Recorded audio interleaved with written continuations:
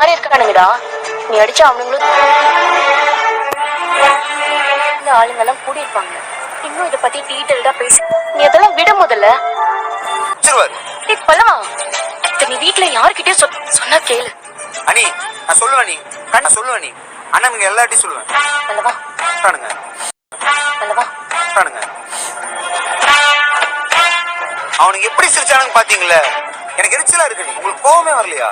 எனக்கும் தலையில இருந்து கால் வரைக்கும் கோவம் வருது. அவங்க கோவம் வருது. அவங்க இவங்கள எப்படி நீ சும்மா வர சொல்றீங்க? சொல்ல மாட்டேன்னு சொல்ல பல்லவா. என்ன நடக்கும் தெரியுமா?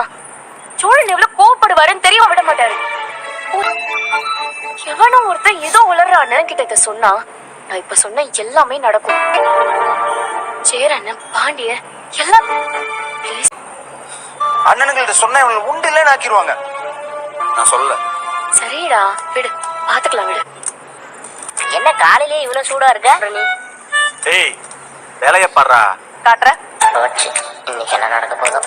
அப்படியே போன விட்டுருவியா? சரி கோவத்துல இருக்கான் போல. இங்க பாரு, உனக்கு பிடிச்சாதான் நான் உங்ககிட்ட பேசுவேன். உனக்கு பிடிச்ச இல்லல்ல, உனக்கு பேச இஷ்டம் இல்லன்னு பிரேக்கப் பண்ணிக்கலாம்னு சொல்லிட்டல்ல. காக வீட்ல எப்படி எல்லாம் சண்டை போட்டிருக்கேன் தெரியுமா? எவ்வளவு அடி வாங்கியிருக்கேன் தெரியுமா? பிரச்சனை நான் உனக்கு சொல்லிட்டு போயிட்டேன். அதுக்கப்புறம் நான் என்ன பண்ணணும்னு நீ எதிர்பார்க்கறேன்னு சொன்னதுக்கு அப்புறம் வலுக்கட்டாயப்படுத்தி எல்லாம் யாரையும் பேச வைக்க முடியாது. அப்படிப்பட்ட ஆளு நீ இன்சல்ட் பண்ணியும் நான் பின்னாடியே வரல. அது மாட்டேன் ப்ரோ, இதுக்கு நீங்க தான் சாட்சி.